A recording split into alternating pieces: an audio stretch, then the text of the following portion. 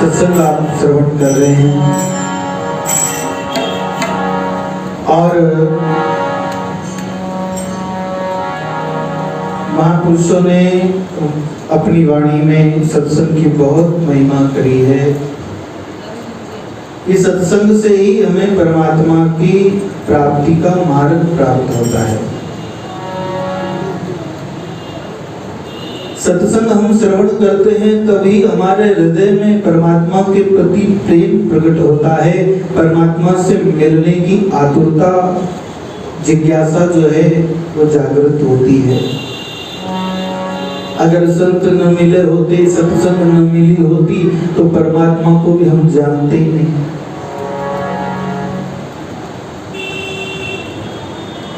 संतों की कृपा से सत्संग मिली है और इस सत्संग के श्रवण करने से ही हमारे हृदय में परमात्मा के प्रति प्रेम जागृत होता है और परमात्मा के दर्शन की उत्कंठा, इच्छा, मन में आतुरता जो है वो जागृत होती है।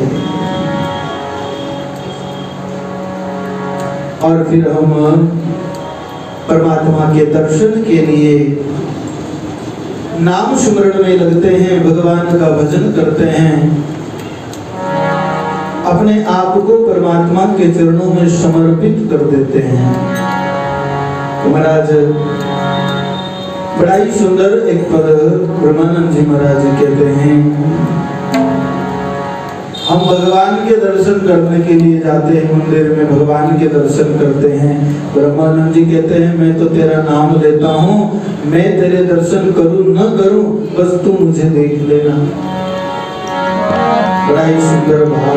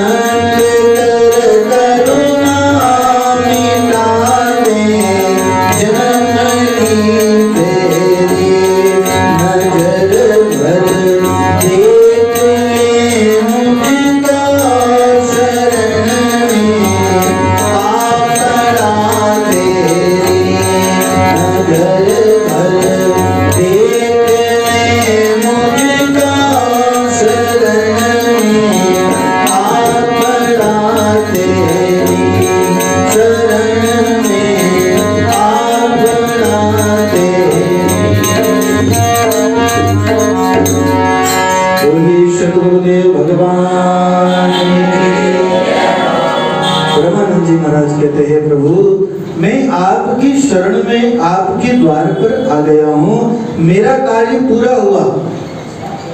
भक्त का कार्य क्या है? भगवान के दरबार में पहुंच जाना है। हम गुरु के दरबार में पहुंच जाएं, उनके चरणों में पड़ जाएं, उनके दरबार में पड़े रहें, बस आगे काम उनका है। अरे किसी सरोवर को, नदी को पार करना हो तो हमारा कार्य क्या है? केवल नाव में बैठ जाना, बाकी तो फिर वो नौका चलाने वाला नाविक अपने आप पार लगाता है, फिर उसकी जिम्मेदारी होती है। हम केवल जाकर के और बैठ जाएं, वो देख लेगा। तो ब्रह्मानंद जी कहते हैं नजर पर देख ले मुझको, हे प्रभु देख ले, कहीं भूल नहीं जाना। हाँ, हम भूल जाएं तो कोई बात नहीं, हम तो भूले हुए हैं, जन्म जन्मांतर से हम आपको भूले हुए हैं। संतों की कृपा से थोड़े बहुत याद आए, बाकी हम तो संसारी जीव भूले हुए हैं, लेकिन तुम मत भूल जाना। इसलिए देख लेना, नजर भर देख ले मुझको, शरण में आप पढ़ाते, मैं तुम्हारी शरण आ गया हूं। और महाराज शरण में आने के बाद में तो अब हमें कुछ नहीं करना है। अब लाज तो सांवरिया के हाथ में है, अब लाज गुरु महाराज के हाथ में है, क्योंकि हमने अपने आप को सौंप दिया। तेरा दरबार है ऊंचा, कठिन जाना है मंजिल को। और देखो कि चले गए ना, उनकी बात है, इतना सरल भी नहीं है भगवत धाम में परमात्मा के शरण में जाना, गुरु की शरण में जाकर के पूर्ण समर्पित हो जाना, ये बहुत कठिन है। ऊंचा क्यों कहा है? ऊंचा कोई 2, 4, 10 मंजिल ऊपर नहीं है। ऊंचा इसलिए कहा है कि इसको प्राप्त करना बहुत दुर्गम, बहुत कठिन है, क्योंकि हमें संसार के अंदर से मन को निकाल करके और परमात्मा में लगाना होता है। संसार हमें बड़ा रुचिकर लगता है, संसार हमें बड़ा सुहावना लगता है, संसार हमें बहुत भाता है, इतनी सरलता से छूटने वाला नहीं है। और जब तक संसार के अंदर से हमारी वृत्ति नहीं छूटेगी, अलग नहीं होगी, मन अलग नहीं होगा, तब तक परमात्मा की शरण में हम नहीं जा सकते। इसलिए ये बहुत कठिन है, संसार से मन को हटाना बड़ा कठिन है। हाँ, मोटी मोटी बेड़ी हथकड़ियां लगी हुई है महाराज संसार की, गले तोप कर हथकड़ी क्यों कर निसरे कोई है। कुल की मोटी शाकड़ा पग बंदिया दोई, महापुरुष कहते हैं हाँ दोनों पग बंधे हुए हैं, गले में बेड़ी पड़ी हुई है, हाथ में हथकड़ी लगी हुई है। किसकी? संसार की, मैं मेरे की। और इस बेड़ी के कारण, इन हथकड़ियों के कारण जीव संसार में ही बंधा रहता है, इनको छुड़ाना बहुत मुश्किल है। इसलिए परमात्मा का, गुरु महाराज का वो दरबार ऊंचा प्रतीत होता है, दूर है। ये बंधन छूट जाए, संसार के अंदर में से हमारी ममता, अहमता, मैंपना ये छूट जाए, तो फिर परमात्मा का दरबार बहुत नजदीक। हम तो दरबार में ही बैठे हैं, कहीं दूर जाना नहीं। दूर तो हमारी भ्रांति के कारण है, ऊंचा भ्रांति के कारण है, बाकी तो हम परमात्मा में ही निवास करते हैं, कहीं दूर नहीं है। लेकिन वहाँ होने के बाद में भी हमें उनका भान नहीं है, ज्ञान नहीं है। इसलिए तो कबीरदास जी को कहना पड़ा, पानी में मीन प्यासी, मुझे सुन सुन आवे आसी। बोले जल के अंदर में मछली रहती है फिर भी प्यासी है। हम परमात्मा में निवास करते हैं, फिर भी परमात्मा से दूर हैं उस भ्रांति को लेकर के। बस वो मिट जाए तो परमात्मा के हो जाएं, और उसको मिटाने के लिए ही संत सद्गुरु की आवश्यकता, ये सत्संग की आवश्यकता। हम सत्संग में जाकर के बैठ जाएं, बस हमारा बेड़ा पार हो जाएगा। तेरा दरबार है ऊंचा, कठिन जाना है मंजिल का, हजारों दूत मार्ग में खड़े हैं पंथ को घेरे। हाँ, एक नहीं, सत्संग में जावे जो कोई काम आ जाए, ये क्या है? ये बाधक है, ये अनेक शत्रु हैं। कोई मेहमान ही आ जाए, बोले अब तो मेहमान आ गया, अब इन्हें खातेदारी करा कि सत्संग में जाओ। भाई घर में सत्संग में भी रुपया रवाना अभियान भी समझ कोई आ जाए मेहमान जने सत्संग कैंसिल करो कि मेहमान की खातेदारी कैंसिल करो, कहीं कैंसिल करो, सत्संग ही कैंसिल करो कि आज को निकाले जाता रहे सत्संग में, तो मेहमान रोज थोड़ी आवे, है ना। क्योंकि हमारा अधिक जो झुकाव है वो संसार के तरफ है, इसलिए संसार के मिलते ही हम परमात्मा को गुम कर देते हैं, भूल जाते हैं, विसार देते हैं। ये बाधक है भक्ति के मार्ग में, अनेक अनेक बाधक हैं। आलस आ जाती है मन में, अरे आज तो धूप बहुत पड़ रही है, चलो रहने दो, बाद में जाएंगे। आज भीड़ ज्यादा एकादशी है, खूब भीड़ रहेगी, खूब धक्का खावे, चलो आज तो घर ये श्री हवर में बैठा रहे, वहां अगली 11 जाता रहे वहां। तो ये अनेकों बाधक एक नहीं है।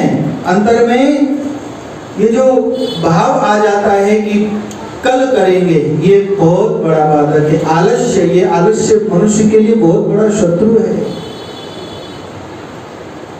और भी काम, क्रोध, लोभ, मोह, अहंकार, कोई जाते जाते कोई बात दो कह दी तो क्रोध आ गया, मूड खराब हो गया, अब नहीं जाना। अनेक प्रकार के बाधक जो है भक्ति के मार्ग में आ जाते हैं। तो हजारों दूत मार्ग में खड़े हैं, पंथ को घेर करके खड़े हैं, जाने नहीं देते। कोई बिरला ही इन सबसे महाराज लड़ करके झगड़ करके कोई कुछ कहो, दुनिया निंदो बंदो झुक मारो, कुछ भी करो, हम तो सत्संग में जाएंगे, हम तो भजन करेंगे। जो इसी दृढ़ता कर लेता है वो सत्संग में पहुंच जाता है, वो भजन कर लेता है, वो अपना कल्याण कर लेता है। नहीं है जोर पैरों में, न दूजा संग में साथी। संसार के विषयों में भाग भाग करके, दौड़ दौड़ करके थक गए हैं, अब चलने की ताकत नहीं रही है। भक्ति के लिए क्यों न, भजन के लिए तो महाराज कहीं करा, बूढ़ा दुखे है, बूढ़ा को आएगा, सारी जिंदगी निकल गई संसार में दौड़ते दौड़ते। बैठते नहीं बनता है, बोलते नहीं बनता है। संसार में सारा समय निकाल देते हैं, जिनके लिए समय व्यतीत करते हैं, जिनको हमारा समय हम देते हैं, वो एक भी साथ नहीं देने वाला है। दूजा संग में नहीं साथी, कोई साथी आपके संग जाने वाला नहीं है, जिनके पीछे जीवन व्यतीत किया है। सहारा परमात्मा का ही मिलेगा, इसलिए कहा है सहारा दे मुझे अपना, करो नहीं नाथ अब देरी। आप अपना सहारा दीजिए प्रभु, ये संसार तो सब झूठा है। ये भाव अपने हृदय में आ जावे, अपने अंदर में आ जावे, अपना मन इस प्रकार का बन जावे, हम परमात्मा को हो जाए तो परमात्मा सहारा भी दे। हम तो संसार से सहारा मांगते हैं, परमात्मा को याद नहीं करते। महाराज परमात्मा से मांगो, केवल परमात्मा से, परमात्मा को मांगो, संसार की वस्तु नहीं। नहीं है भोग की वांछा, संसार के सुख भोग की वांछा नहीं, संसार का कुछ सुख नहीं चाहना। अधिकतर लोगों की क्या मन में स्थिति होती है, संत सदगुरु के जाते हैं, भगवान के वहां जाते हैं तो संसार की वस्तु ही मांगते हैं। हमारे बेटा री नौकरी नहीं लागी, राम जी कृपा करो, 11 व्रत करो, नौकरी लाग जाए। अरे तो 1011 कर ले तो यो कहीं फर्क पड़े। एक संत सत्संग में फरमाते थे, एक माता व्रत करियो, संत कने गया वे प्रसाद दियो, तो वो माता जी क्यों महाराज आज हमारे व्रत है। तो संत पूछे भाई व्रत किन वास्ते रखियो, और व्रत किन वास्ते रखियो। तो बोले मारो पोतो है, मेरी परीक्षा चाले, वो परीक्षा में पास हो जावे, इन वास्ते में व्रत रखियो। तो संत क्यों थानो पोतो पढ़े जने तो पास हो जाए, और नहीं पढ़ी तो 10 बार फेल हो जाए, थारा व्रत करना हो नहीं भाई। और फिर भी अगर करना है तो खुद रे लिए करो, व्रत करना हो कोई पास थोड़ी है। अरे वो पढ़े तो पास हुए, नहीं पढ़े तो फेल हो जाए। अगर ताने करना ही है तो खुदरा लिए कर, नहीं राम राम कर, भजन कर, समय निकल गया, बुढ़ापा में पोता रियाज नहीं करनी। तो संसार में किसी प्रकार की चाहना लेकर के संसार की, परमात्मा के गुरु महाराज के शरण में नहीं। वहां तो एक ही क्या भक्ति दान मोहि दीजिए। अभी भजन में सुना था ना, गुरुदेव न का देवा, क्या दो हे गुरुदेव, केवल भक्ति का वरदान दो, मैं भजन करता रहूं, करती रहूं, मेरा मन जो है सदा परमात्मा आपके नाम में लगा रहे और दूसरा कुछ नहीं चाहिए। नहीं है भोग की वांछा न दिल में मोक्ष पाने की। अरे संसार का सुख भोग तो क्या, भक्त तो कहते हैं हमें मोक्ष भी नहीं चाहिए। क्यों नहीं चाहिए? क्योंकि मोक्ष में ऐसा आनंद नहीं है जैसा सत्संग में है। मोक्ष में क्या है? मोक्ष तो ऐसी है जैसे आप गहरी नींद में सो जाते हो ना, गहरी नींद में। एक तो स्वप्न आता है, स्वप्न नहीं, गहरी नींद जब आती है कहते हैं अरे यार तो बहुत अच्छी नींद है, सारी थकान मिली। वो जो गहरी नींद में सो जाते हैं तब कुछ भान नहीं रहता संसार का। या साधक जन जब समाधि अवस्था में जाते हैं वो भी उसी प्रकार से है। तो ये मोक्ष उसी प्रकार से संसार से निष्प्राय होकर के, संसार के बंधनों से मुक्त होकर के अपने निज स्वरूप में समा जाना, माने कुछ नहीं हो जाना, शून्य हो जाना, वो मोक्ष है। वहां ये भक्ति का आनंद नहीं है, इसलिए मोक्ष मांगा नहीं है। मोक्ष तो भक्ति का फल है, भक्ति करोगे तो स्वतः ही मिल जाएगा। इसलिए भक्ति से वो प्राप्त हो जाता है, मांगना नहीं पड़ता है, मांगने की आवश्यकता नहीं है। मोक्ष की भी कामना नहीं हो, माने भजन करो तो किसी प्रकार की कामना लेकर के न करो कि हमें कुछ मिले। अनाश्रित होकर के भगवान का, किसी भी फल का आश्रय न लेकर के भगवान का भजन करो, बस नाम स्मरण करना है। क्या मिलेगा क्या नहीं मिलेगा इससे कोई हमारा सरोकार नहीं।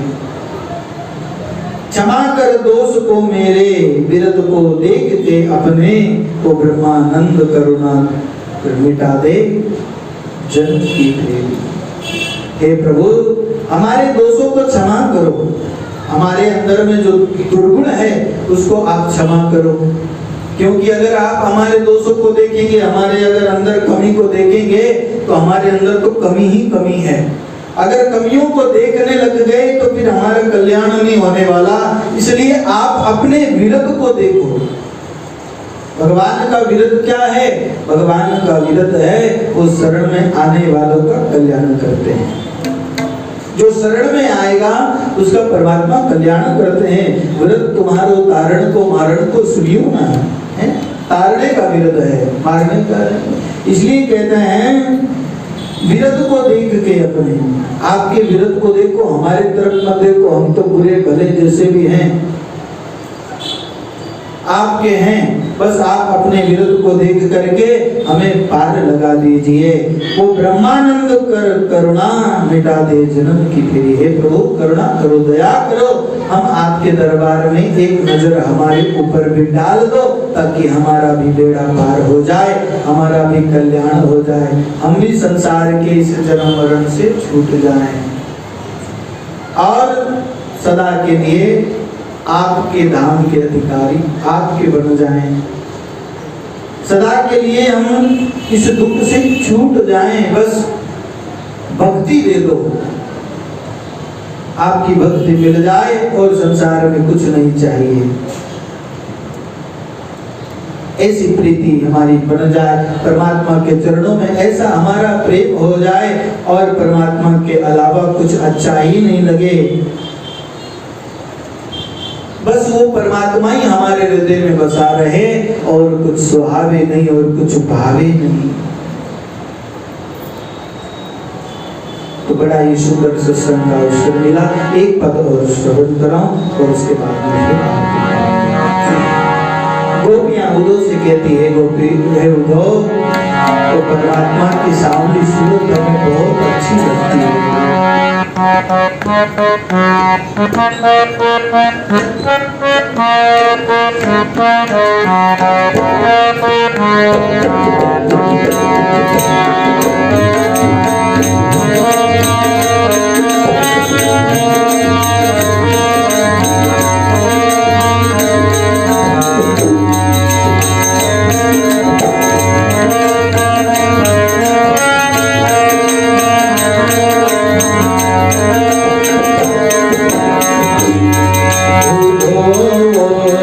सावरी सूरत हमें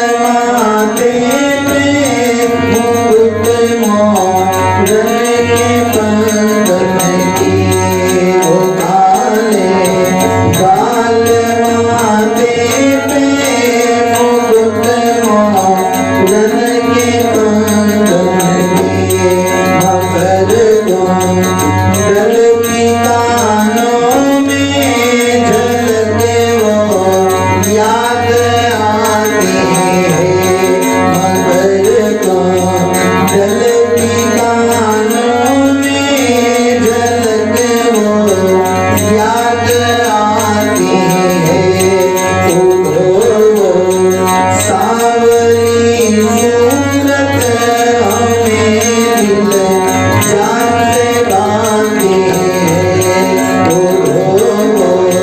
सावली सूरत हमें मिले जान से बांधी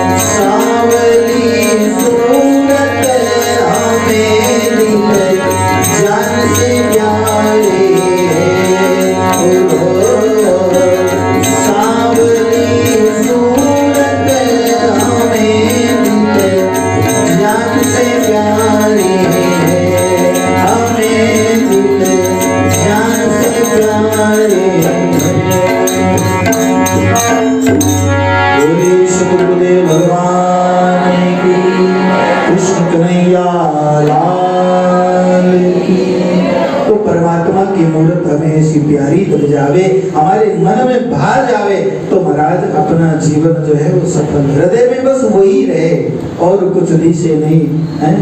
परमात्मा हमारे अंदर में बस जावे, निरंतर 8 पहर बस भगवान का ही ध्यान बना रहे, परमात्मा की ही सुधि रहे, संसार की सुधि नहीं रहे, बस उसी में आनंद है, उसी में जीवन सफल है। बहुत ही सुंदर सत्संग का अवसर मिला। बोलो राम जी महाराज की, अनंत श्री दरियाव जी महाराज की, मीराबाई जी महाराज की, 4 भुजाना